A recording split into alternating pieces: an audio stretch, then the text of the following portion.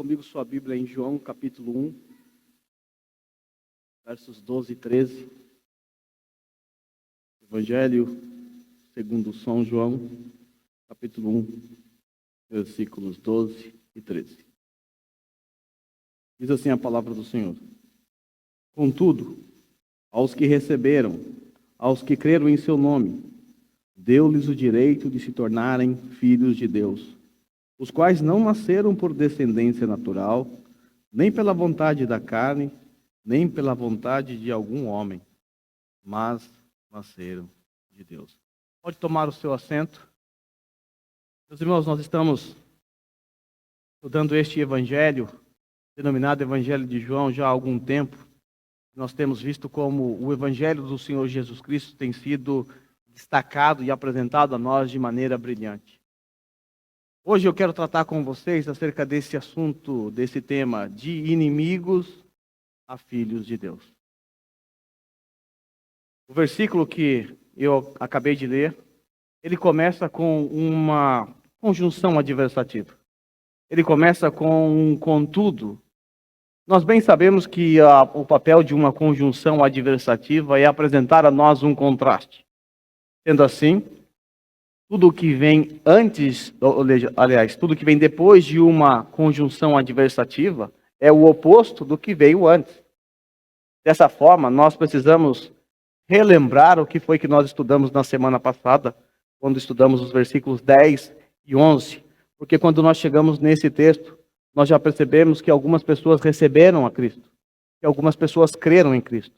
Então, o que é que está atrás? O que foi dito acerca dessa ação? Por que está dizendo a nós que alguns creram, alguns receberam? Essa adversativa está dizendo isso porque no versículo 10 e 11 é nos dito que aquele que é a palavra, ou aquele que é o Logos, aquele que é o Verbo, estava no mundo, fez homem, habitou entre nós, tabernaculou entre nós. O texto é dito que o mundo foi feito por ele, ou seja, o Criador, o bebê, aquele na manjedoura, é o Criador do mundo. Mas o mundo não o reconheceu. Que triste. Veio para que era seu povo, israelitas, mas os seus não o receberam. Essa foi a assombrosa notícia que nós recebemos na semana passada. Nós vimos que o Senhor Jesus, após se fazer carne, após passar por toda aquela humilhação que nós vimos no versículo 14, mesmo assim, mesmo sendo Ele o Criador, mesmo sendo Ele aquele com um discurso profundo que assusta até mesmo os religiosos daquela época, mesmo depois de tantos e tantos milagres, mesmo depois de tantas e tantas profecias se cumprindo, mesmo assim os seus não receberam. Nós vimos na semana passada que havia uma razão para isso. Mas é interessante notar também que João, quando ele está escrevendo esse evangelho, antes de apresentar essa rejeição ao Messias, veja como ele apresentou Jesus. Os 5 primeiros versos. Jesus é apresentado por João como o pré-existente, aquele que já existia mesmo antes de nascer em Belém. Jesus, ele existia antes. Na verdade, Jesus nunca teve começo. Jesus sempre foi o eterno Verbo de Deus, porque ele é o próprio Deus. Nós vimos também que Jesus é o Criador, no versículo 3 diz isso, ele é o Criador, todas as coisas foram feitas por ele. Nós vimos também que Jesus é a própria vida e é a luz dos homens. Depois de uma descrição fantástica como essa, chega no mundo o Verbo, se faz carne e habita entre nós. Ou seja, aquele que é a palavra, aquele que é o Verbo, estava no mundo. Ele chegou no mundo, o mundo que ele mesmo criou. Mas o mundo não recebeu. O mundo não o reconheceu. O mundo não recebe como rei. Nós vimos na semana passada que houve razões para os judeus, povo de Deus, não o receber. Nós vimos que existe algumas razões humanas, essas razões podem variar, você pode apresentar as suas razões para rejeitar a Jesus, mas os judeus tinham 3 razões básicas para rejeitarem Jesus. Nós vimos que a religião, por conta do confronto que Jesus tinha contra os fariseus o tempo todo, óbvio, isso fez com que os religiosos se afastassem de Jesus, e aqueles que seguem os religiosos também. Teve também a questão política, Israel aguardava um rei à semelhança de Davi, Davi, ele era um conquistador, um homem de guerra, um valente. Quando os judeus olharam para Jesus, aquela ovelha que vai para o matadouro em silêncio, aquele que manda dar a César o que é de César, aquele que não se rebela contra o Império Romano, não subjuga o Império Romano, não estabelece a paz em Israel, eles olharam para ele e falaram: não, esse não pode ser o Messias. E também tem a questão social.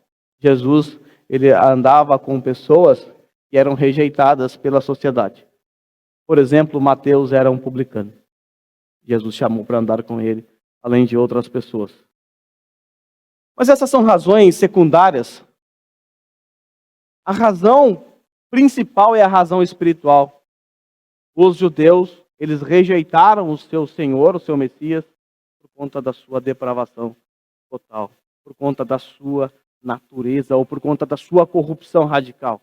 Eu gosto de usar a expressão corrupção radical ao invés de depravação total, porque a palavra depravação na nossa língua, na língua portuguesa, ela tem uma conotação mais para o lado sexual. Fulano é depravado, você já imagina algo no sentido sexual. Mas a ideia aqui não é essa. E esse total não é que os seres humanos podem alcançar o máximo da sua depravação. Podem também. Às vezes isso acontece.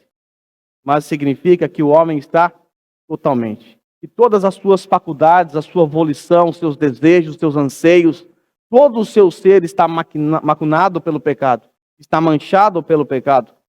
Algumas pessoas, quando estudam a doutrina da queda, ou quando escutam a queda de Adão, nós caímos junto com Adão, algumas pessoas pensam que a queda de Adão foi uma queda da janela do primeiro andar.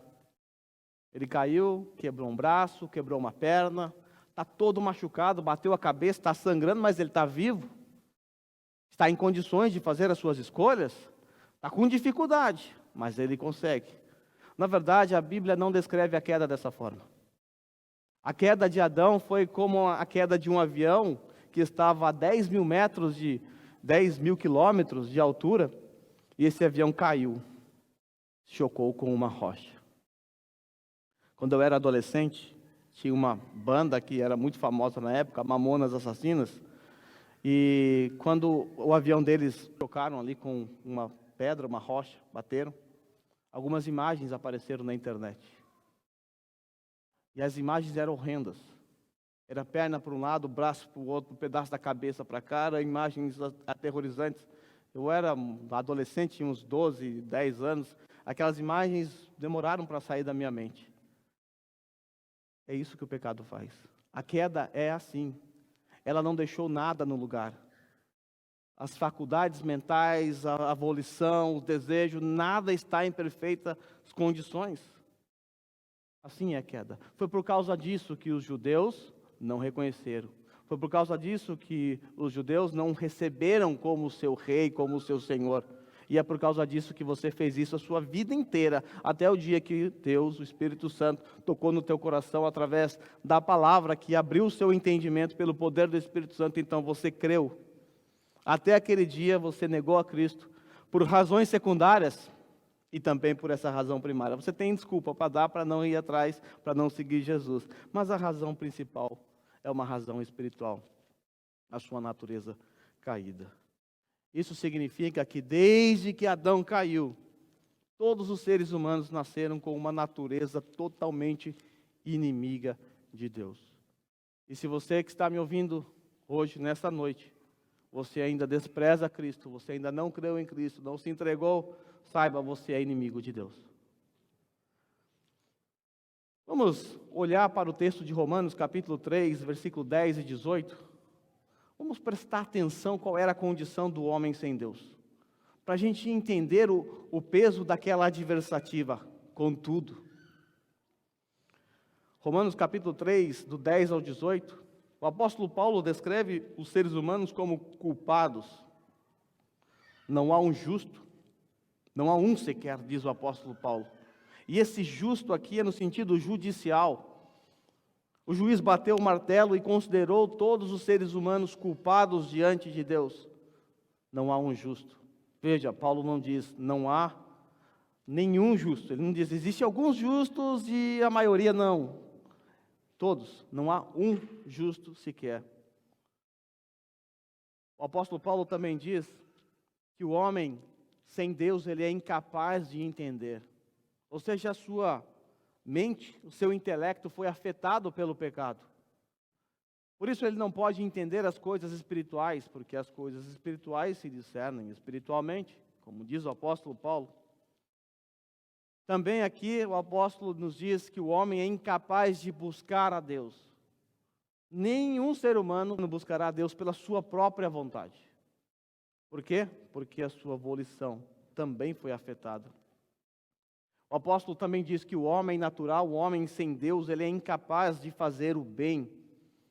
E todo o bem, entre aspas, que um homem faz diante de Deus, segundo a palavra de Deus, é como um trapo imundo. É como o absorvente da época do passado. Aquele pano sujo, nojento, fétido. Essa é a descrição que a palavra de Deus dá para qualquer ato, entre aspas, bom feito por um homem sem Deus. Paulo também descreve o homem caído como alguém que tem os seus lábios cheios de maldição. Descreve o homem caído como aquele que tem os pés ágeis para a maldade. E também descreve o homem como aquele que tem os seus olhos, aos seus olhos é inútil temer a Deus. Esse é o entendimento deles. Veja, não sobrou nada, não sobrou vontade, não sobrou intelecto, os pés estão com problemas, a boca está com problemas, os olhos, os braços, está tudo com problema, porque a queda destruiu o ser humano por completo. Por isso o homem é totalmente, ou seja, não sobrou uma parte do homem intacta, totalmente corrupto, totalmente depravado. Quando nós corremos para Efésios capítulo 2, do versículo 1 ao 3, nós temos outras descrições horrendas acerca de nós, quando éramos sem Deus. Paulo diz que o homem estava espiritualmente morto. Vocês estavam mortos em seus delitos e pecados. Aí eu pergunto a vocês, o que um morto pode fazer? O que um morto faz? Absolutamente nada. Depois que acabar o culto, nós teremos uma confraternização. Um desafio para você. Passa ali no cemitério, que tem ali perto. Convide todos. Convide todos os mortos para comer uma comida saborosa. Quantas pessoas aparecerão lá, além dos que estão na lista do Alê? Nenhum. Por quê? Porque mortos não têm livre-arbítrio. Mortos não fazem nada, absolutamente nada. Para que o morto apareça no restaurante, que pode acontecer, o que é preciso acontecer antes? O milagre. O milagre da ressurreição. E foi exatamente isso que Deus fez conosco, na nossa conversão. Por isso, se você nunca viu um milagre, e você é um crente, um filho de Deus, olhe no espelho, porque a conversão é um milagre.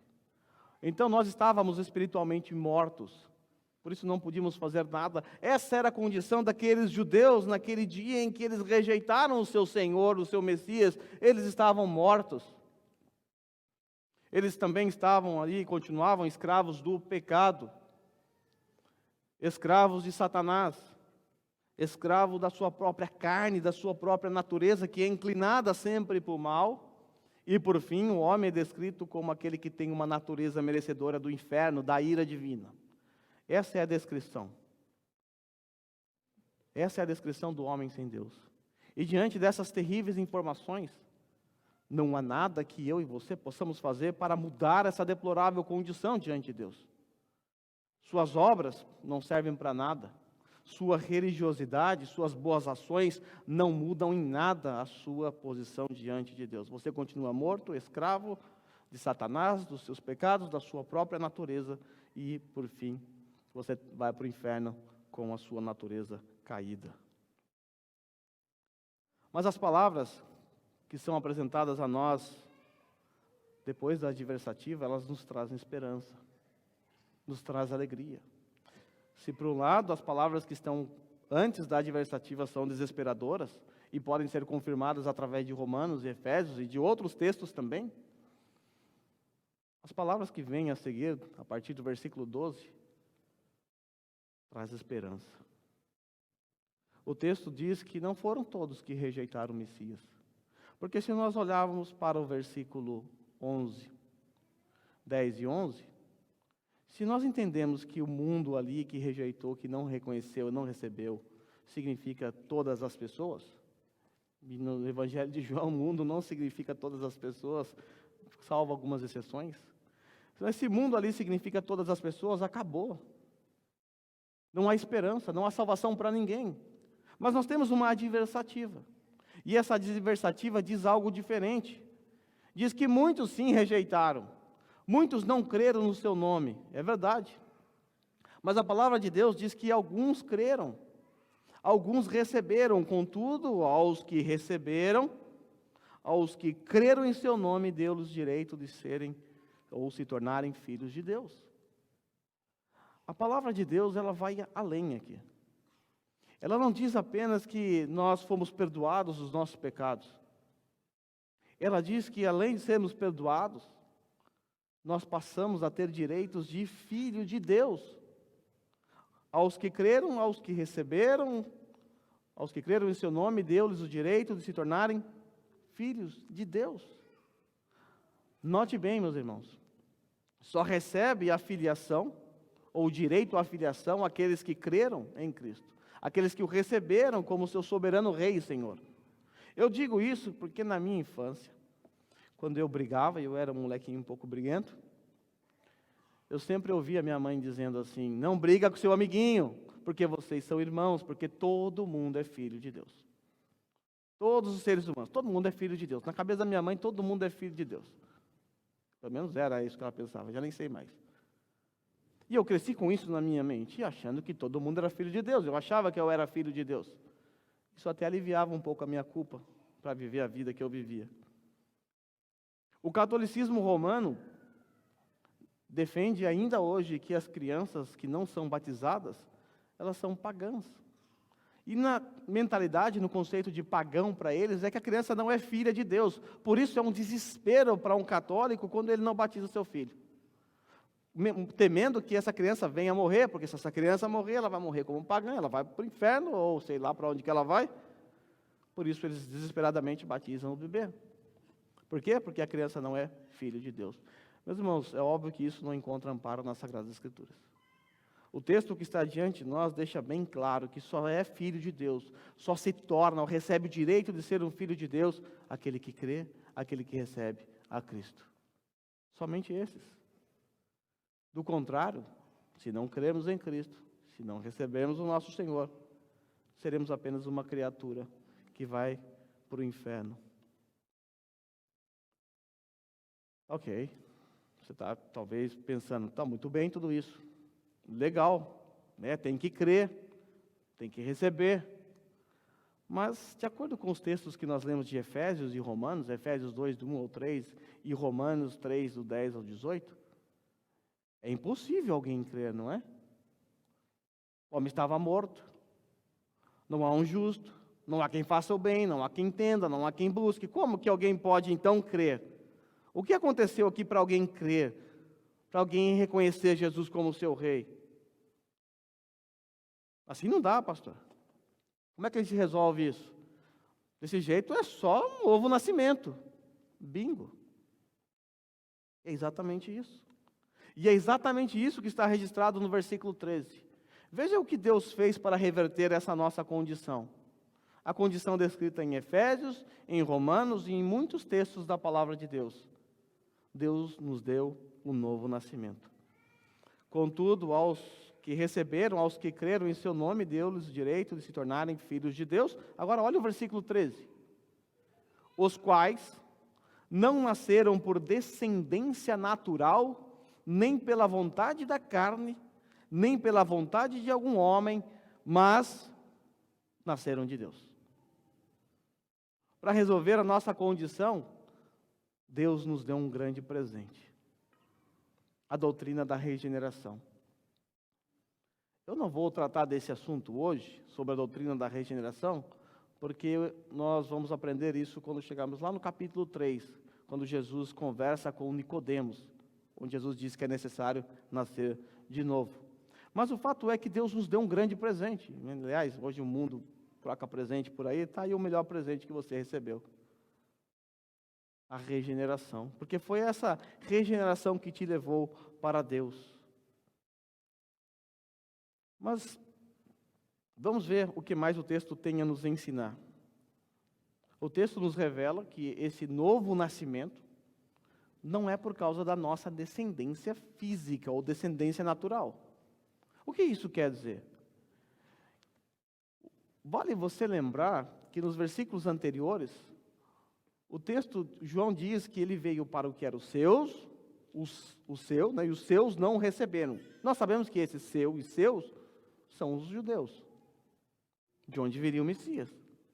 De onde viria o Salvador? Nós sabemos que Deus escolheu a nação de Israel para ser o berço da qual viria o Messias. Deus escolheu aquele povo para trazer ao mundo o nosso Salvador. Nós sabemos também que muitos judeus, naqueles dias, se vangloriavam pelo fato de serem descendentes de Abraão, de serem judeus. Eles se orgulhavam disso. Eles acreditavam que havia privilégios em ser um descendente de Abraão. E de fato há muitos privilégios. O apóstolo Paulo lista vários privilégios. Deles veio os profetas, a lei, o Messias. Mas não há nenhum privilégio para eles no que compete à sua condição diante de Deus. Eles são privilegiados, é verdade, receberam a lei, receberam os profetas, o Cristo veio da nação de Israel. Mas no que compete à sua condição diante de Deus, a sua condição espiritual, não há nenhuma diferença entre eles e os gentios. O apóstolo Paulo, em Romanos capítulo 3, versículo 9, o versículo que antecede aquele trecho de descrições acerca do homem caído, Paulo diz assim: que concluiremos então? Paulo está concluindo algo. O que ele está concluindo? O que ele escreveu no capítulo 1, no capítulo 2 e nesse pedacinho do capítulo 3. No capítulo 1 ele mostrou que todos os seres humanos estão totalmente depravados. No capítulo 2 ele mostra que há algumas vantagens de ser judeu, mas por fim o judeu também está em maus lençóis, por causa da sua natureza. E agora no capítulo 3 ele amarra tudo isso e está apresentando as razões do porquê tanto os judeus quanto os gentios estão em maus lençóis. E aí ele diz assim: então o que concluiremos então? Estamos em posição de vantagem? Paulo falando como um judeu para judeus. Ele responde: não, já demonstramos que tanto os judeus quanto os gentios estão debaixo do pecado. Paulo encerrou todos debaixo do pecado. Sendo assim, nunca houve salvação para os israelitas por serem descendentes de Abraão, por serem judeus. A salvação sempre foi e sempre será por meio de Jesus Cristo. Desde que o Messias, ou o Salvador, foi prometido, lá em Gênesis 3,15, como descendente da mulher, na antiga aliança, todos os homens, todos os seres humanos, só foram salvos por causa de Cristo. Aprendemos então que os judeus não estão garantidos por causa da sua descendência. Eles precisam nascer de novo. Vale lembrar que quando Nicodemos vai até Jesus, ele era um judeu. Não era um judeu qualquer. Era uma autoridade entre os judeus. Era alguém que conhecia a lei. Alguém que até reconheceu Jesus de alguma forma, mas Jesus disse a ele: você precisa nascer de novo. Ou seja, os quais não nasceram por descendência natural, nem pela vontade da carne, nem pela vontade de algum homem. O novo nascimento não é porque você teve vontade de nascer de novo. Vale lembrar que a sua condição era uma condição de um morto. E morto não tem vontade de nada. Veja como o finalzinho do versículo 13 termina: mas nasceram de Deus. Essa é a doutrina do novo nascimento. O que é preciso fazer para a nossa condição ser revertida? Novo nascimento. Regeneração. É necessário receber uma natureza nova, uma natureza diferente da que nós já temos, que é a natureza adâmica. É preciso ter uma natureza que busque a Deus, uma natureza que ame a Deus. Por isso, regeneração, novo nascimento. Judeus rejeitaram Jesus nos versículos anteriores por conta da sua corrupção radical, da sua depravação total. Agora, os versículos que nós estamos lendo mostram que alguns buscaram a Deus, alguns creram em Deus, alguns seguiram a Deus, reconheceram Jesus como seu Messias, inclusive muitos judeus. Mas isso só aconteceu porque eles nasceram de Deus. Isso só aconteceu porque Deus mudou o coração de pedra para um coração de carne. Sendo assim, a obra da salvação é uma obra incondicional que é realizada por Deus em nosso favor. E se Deus não fizesse nada a nosso favor, estaríamos perdidos. Estaríamos perdidos. Só para você lembrar, éramos culpados, incapazes de entender, incapazes de buscar a Deus, incapazes de fazer o bem, nossos lábios eram cheios de maldição, nossos pés ágeis para a maldade, aos nossos olhos era inútil temer a Deus. Se Deus não fizesse nada, era isso que nós seríamos até hoje. E se Deus não fizesse nada, estaríamos ainda hoje mortos em nossos delitos e pecados. Continuaríamos escravos do nosso pecado, escravos de Satanás, escravos da nossa própria natureza caída e mereceríamos a condenação eterna. Esse texto de Efésios 2, 1 a 3, nós estudamos já quase um ano atrás, mas ele também é marcado por uma adversativa. Após descrever essa condição horripilante do homem, nós nos deparamos com o versículo 4, que começa também com um todavia. Todavia. Se não houvesse o versículo 4, e se o apóstolo Paulo terminasse no versículo 3, poderíamos dar as mãos, sentar no chão e chorar, aguardando o dia do juízo, a condenação eterna. Mas nós nos deparamos com um todavia. E esse todavia faz os nossos corações se alegrar porque algo oposto vai ser dito agora. Alguma coisa aconteceu. Há esperança para nós. E a esperança está em quem? Em Deus. Todavia, Deus fez alguma coisa para reverter a nossa condição. Deus agiu em nosso favor. E somente Ele poderia fazer isso. O texto não diz assim, todavia a igreja, todavia o pastor, todavia suas boas obras, todavia sua religião, todavia suas boas intenções. Antes é dito, todavia Deus. Porque somente Deus poderia fazer algo por nós. Ninguém mais. Somente Deus poderia reverter a nossa condição. Mas veja como Deus reverteu a nossa condição. Por que Deus fez isso? Nós éramos miseráveis pecadores, nós éramos inimigos. Por que Ele fez algo em nosso favor? Porque Ele é rico em misericórdia. Ele agiu com misericórdia para reverter a nossa condição. Mas o que é misericórdia? Definir misericórdia não é tão simples quanto parece. Requer uma explicação mais ampla e profunda.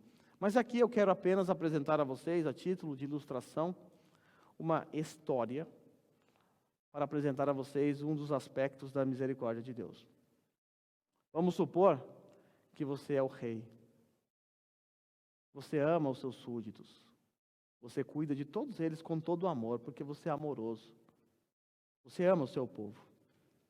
E um dia, alguns inimigos que ficam à sua volta resolveram entre eles se aglutinarem contra você. E eles entram no teu território e começam a matar todas as pessoas que eles encontram no meio do caminho. Começam a atacar fogo nas aldeias, estrupar as mulheres, matar as crianças, empalando elas, jogando elas para cima. E nesse dia, teu filho estava no meio do caminho. E esse seu filho foi morto dessa forma. E quando eles perceberam que este era o filho do rei, o herdeiro, eles não apenas empalaram o seu filho, mas eles pisotearam com cavalos, o arrastaram, partiram no meio, fizeram tudo que podia, pois afinal era o troféu deles. O arauto tocou então a trombeta, anunciando que inimigos haviam invadido. Então você se prepara, junto com os seus principais soldados, toda a sua tropa, e vocês avançam para proteger o seu reino. E aí quando você chega, a tropa, o pelotão que foi à frente, já havia resolvido o problema. Só estava aguardando a sua chegada. E você chega então, desce do seu cavalo, todos os seus inimigos estão de joelhos, com as mãos para trás. esperando o pior. Então você desce do cavalo, pega a sua espada, óbvio, justiça.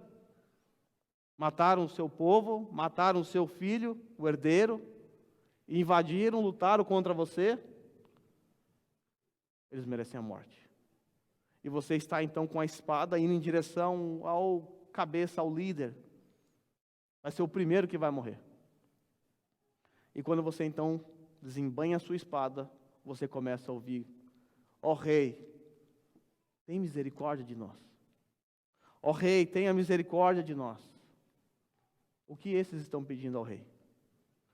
Não nos dê aquilo que nós merecemos. Não nos trate de acordo com o que merecemos. Isso é misericórdia. De acordo com o texto que nós acabamos de ler, o que nós merecíamos? Lembre-se, éramos por natureza merecedores da ira de Deus. Merecedores da ira de Deus. E um adendo aqui, o filho da história, o filho do rei na história, ele morreu por acaso. Morreu por um acidente, ele estava no lugar errado, na hora errada. Mas o nosso rei, o Senhor Jesus Cristo, o Rei dos Reis, o unigênito Filho de Deus, ele não morreu por acidente. Ele voluntariamente se entregou para morrer por seus inimigos. A pergunta que deve brotar em nossos corações diante de uma história assim, que, de certa forma, reflete um pouco do que aconteceu para Deus nos salvar. Éramos inimigos, odiávamos a Deus, mas Ele teve misericórdia de nós, uma rica misericórdia em nosso favor. E a pergunta que deve brotar nesse momento é: tá, mas o que motivou Deus a demonstrar a sua rica misericórdia em nosso favor? A resposta está no versículo 4b. Deus agiu com grande amor. Todavia, Deus que é rico em misericórdia, pelo grande amor com que nos amou. Então, para reverter a nossa condição, Deus agiu com grande amor. É fabuloso ler um texto assim. É fabuloso ler este verso. Porque apesar do que éramos, Ele nos amou. Lembra dos mercenários? Dos inimigos do rei que invadiram a casa dele, que invadiram o seu palácio, mataram seu filho? O rei não apenas estendeu o seu cetro de misericórdia, poupando a vida deles, porque isso já seria misericórdia. Eles mereciam a morte. O rei poupou a vida e mandou para o calabouço. Tá, beleza, isso é misericórdia. Mas o rei dessa história, ele não fez somente isso. Sabe o que esse rei fez? Ele amou aqueles que mataram seu próprio filho. Ele amou aqueles que eram seus inimigos. Ele amou. E sabe o que mais ele fez com esses que eram seus inimigos? Chamou para dentro do seu palácio, colocou na sua mesa para comer junto com ele e os recebeu como filhos. Adotou seus inimigos como filhos. Sabe aquela música que nós cantamos? Antes inimigos, agora contigo à mesa. Graças a Cristo. Foi isso que Deus fez em nosso favor.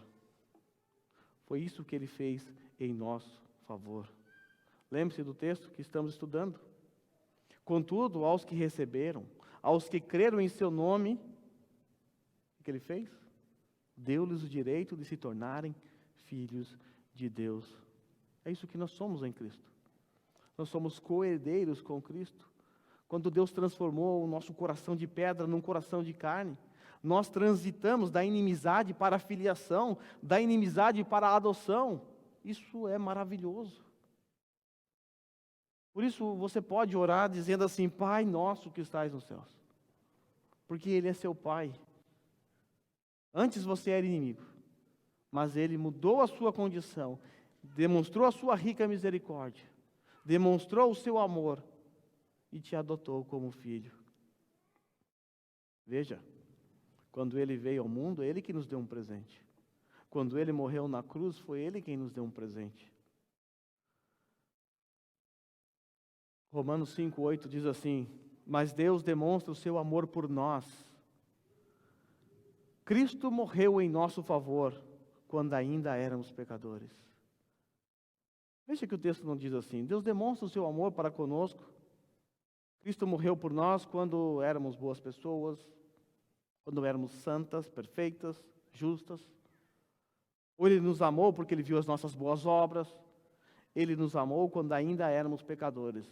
Leia-se, Ele nos amou quando éramos seus inimigos. Por isso João 3,16 diz que Deus tanto, mas tanto amou o mundo, que Ele nos deu o seu Filho único, o seu Filho unigênito, para que todo aquele que nele crê não pereça, mas tenha a vida eterna. Ele agiu com grande amor, mas também agiu com rica graça. Somente a graça de Deus pode mudar a condição daqueles que rejeitaram e creram em Cristo nos versículos 10 e 11. E foi isso que Ele fez. Veja os versículos 5 e 8 de Efésios 2. Versículo 5. Deu-nos vida com Cristo. Olha que interessante. Deu-nos vida com Cristo quando? Quando ainda éramos ou estávamos mortos. Ele que nos deu vida. Estávamos mortos em nossas transgressões. Pela graça vocês são salvos. Salvação é pela graça. Versículo 8. Pois vocês são salvos pela graça, por meio da fé, e isto não vem de vocês, é dom de Deus. A salvação é um presente, é uma dádiva, é um dom de Deus para nós. A fé, a salvação, esse processinho todo é um presente de Deus para todos nós. Então Deus agiu com a sua rica graça. E graça é uma das palavras mais importantes do cristianismo. A palavra graça literalmente significa favor imerecido. Significa você receber algo que você não merece. É o oposto de misericórdia. Misericórdia significa você não receber algo que você merece. O que nós merecíamos? Nós merecíamos o inferno, nós merecíamos a condenação. Ele não nos deu. E graça é você receber algo que você não merece. O que nós não merecíamos? Salvação, filiação, misericórdia. Nós não merecíamos nada disso, mas Deus é rico em graça. Ele derramou sua graça em nosso favor. Graça, favor e imerecido. Essa palavrinha aponta para um favor realizado por Deus em nosso lugar. Deus nos prestou um favor quando enviou o seu Filho Jesus. O Deus Filho nos prestou um favor quando Ele foi para a cruz voluntariamente morrer no nosso lugar. E para que não reste dúvidas, o versículo 8 de Efésios deixa bem claro, mais uma vez, que a salvação não é por meio das obras.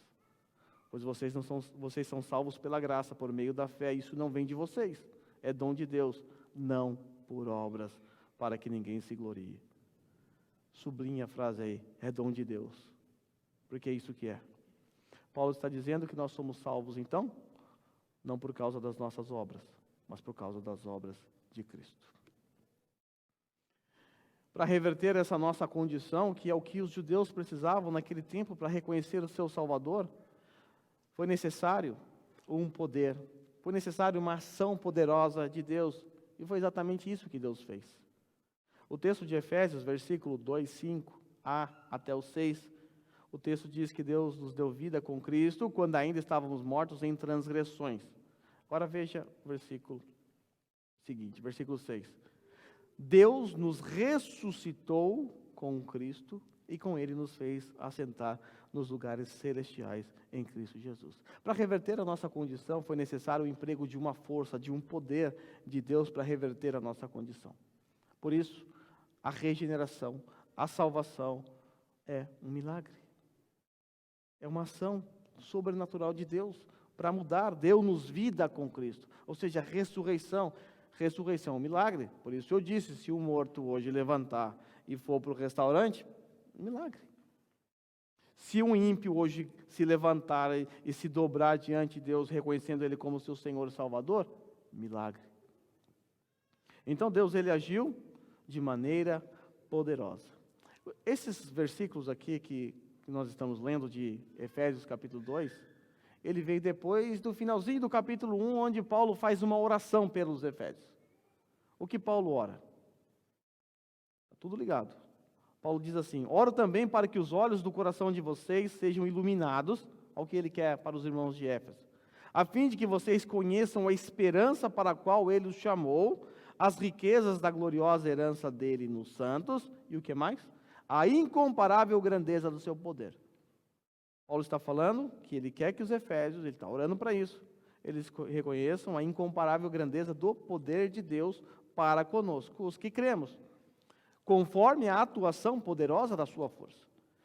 O apóstolo Paulo está orando, pedindo para que eles entendam, para que eles conheçam a grandeza do poder, que eles percebam a atuação da poderosa força na vida deles. Mas qual é o exemplo de poder? Paulo diz: esse poder ele exerceu em Cristo. Deus Pai exerceu em Cristo, ressuscitando-os dos mortos e fazendo-o assentar à sua direita nas regiões celestiais. Para reverter a nossa condição, para mudar a nossa condição diante de Deus, Deus atuou de maneira poderosa.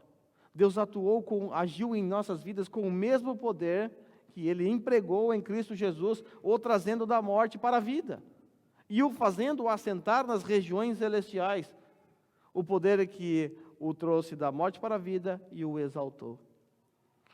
De forma que quando o Senhor Jesus te chamou, após uma ação do Espírito Santo no teu coração, após a regeneração ocorrendo no teu coração, então você ouviu o chamado dele, e você atendeu esse chamado, saiba, Deus estava empregando uma força sobre você, a mesma força que ressuscitou Jesus dos mortos e o colocou à destra de Deus Pai.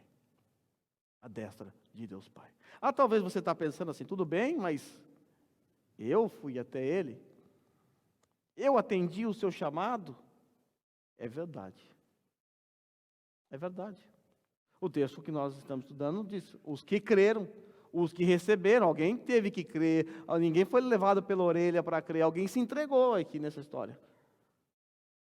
Talvez você está pensando, então, assim, tem alguma coisa que eu estou fazendo em todo esse processo. Voltemos a pensar na questão do morto. Vamos supor que você está lá na sepultura fétida, você morreu, você está fedendo, você está podre ali, cheio de verme comendo você. Você mais um monte. Aquela carniça, diz que a carniça humana é pior do que a carniça de animal.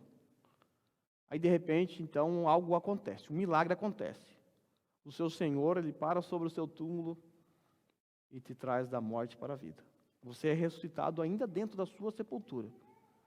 E você desperta. Agora você já não é mais morto. Algo aconteceu. A sua condição foi mudada. Agora você volta a ser um ser vivo.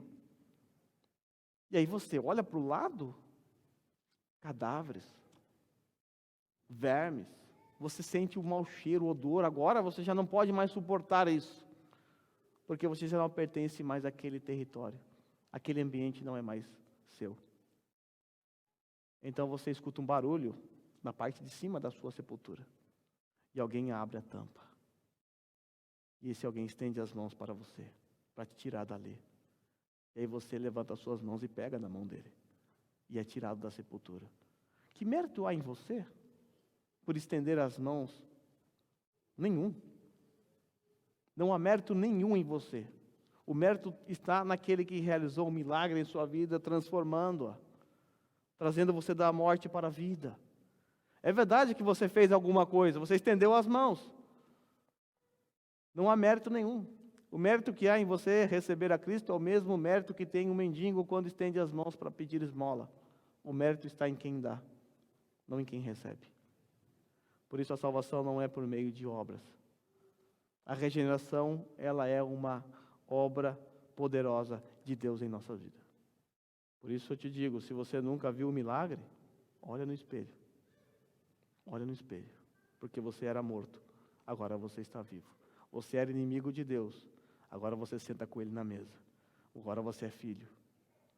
Isso é um milagre. É um milagre que Deus realizou em nossas vidas. O texto é claro. Houve pessoas, naqueles dias, judeus, que não creram em Cristo Jesus, que o rejeitaram como seu Senhor e Salvador, porque tinham uma natureza caída, porque eram inimigos de Deus. Mas houve um momento na história em que o Espírito Santo agiu no coração deles, através da proclamação da palavra, e esses creram em Cristo Jesus, tiveram a sua condição mudada. e agora transitaram da inimizade para a filiação. E eu tenho a dizer a todos que estão aqui nessa noite, que se porventura você é alguém que ainda não creu em Cristo Jesus, você continua condenado ao inferno, você continua sendo inimigo de Deus, e por você mesmo não há nada que você possa fazer. Do seu próprio braço não há esperança para você. Você um dia estará diante do rei a qual você é inimigo. E naquele dia ele não poderá ter misericórdia. Não poderá mais ter misericórdia. Só existe uma forma: reconhecer que Ele é o Rei, Ele é o soberano, o Senhor do universo. E eu tenho que dizer que eu e nem ninguém aqui tem poder de te convencer. E eu falo tudo isso na esperança, na confiança de que Deus faça com você aquilo que Ele fez comigo e com muitos irmãos que estão aqui. Que Ele mude o seu coração, que Ele transforme o seu coração, que Ele tire de você aquele coração de pedra e dê um coração de carne. Do contrário, você continuará sendo inimigo dele por toda a eternidade. E você irá para um lugar que há choro e ranger de dentes. Mas se porventura o Espírito Santo mexer com você nesse momento, tocar o seu coração, te fazer refletir sobre quem você é, sobre a vida que você leva. Se você realmente conseguiu entender o que foi pregado, porque não há quem entenda, não? Se você conseguiu entender, porque o Espírito Santo está abrindo os seus olhos, se você crê em Cristo Jesus, você se assentará à mesa com Deus. Estará na mesma mesa com Ele. Você será co-herdeiro com Cristo Jesus. Mas somente Deus pode fazer isso. Somente Ele pode fazer isso. Hoje o mundo para celebrar o Natal. E o mundo troca presente. Natal é uma festa hoje da qual as pessoas só pensam em presente. Onde a figura central é o Papai Noel, vulgo Santa. Mas o Natal não é sobre Papai Noel. Natal não é sobre troca de presente. Podemos dizer que Natal é sobre receber presente. Eu não dei nada para Cristo. Eu não pude oferecer nada, não havia presente que eu pudesse dar a Ele. Mas Ele me deu o maior presente.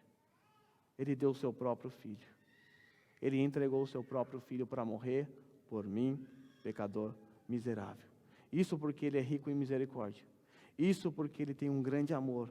Isso porque Ele tem uma rica graça. Isso porque Ele é poderoso para mudar a nossa condição.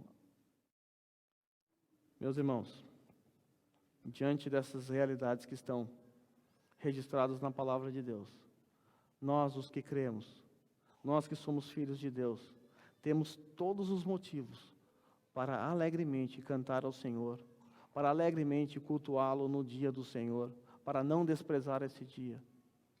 Porque até mesmo estar aqui é graça. Estar aqui é graça. Estar aqui é fruto da misericórdia de Deus. Então valorize esse momento. E agora nós vamos cantar ao Senhor junto com os irmãos da música. E eu quero que você cante com todo o seu coração.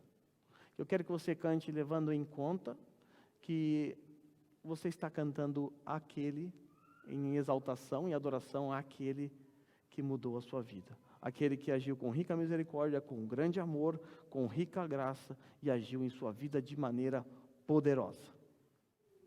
Como nós não entoaremos louvores a Ele com todo o nosso coração? Como nós podemos oferecer a Deus orações e adoração mecânica? É preciso que essas verdades entrem nos nossos corações. É preciso que essa consciência de quem nós éramos, de quem nós somos hoje, mude a nossa maneira de enxergar o cristianismo, enxergar a vida, enxergar o culto, enxergar a adoração. Nós não podemos ser meramente teóricos, técnicos.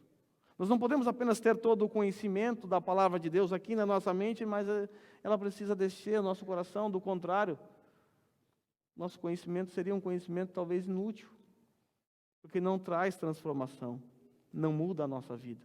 Se você tem muito conhecimento e a sua vida não tem sido transformada e mudado, você está fazendo a coisa errada. Você não está deixando ser mudado pela palavra de Deus. Você não está dando ouvido à voz do Espírito Santo. Verdades magníficas. Verdades que devem ser exaltadas. E verdades que devem ser cantadas por todos os filhos de Deus. Vamos cantar?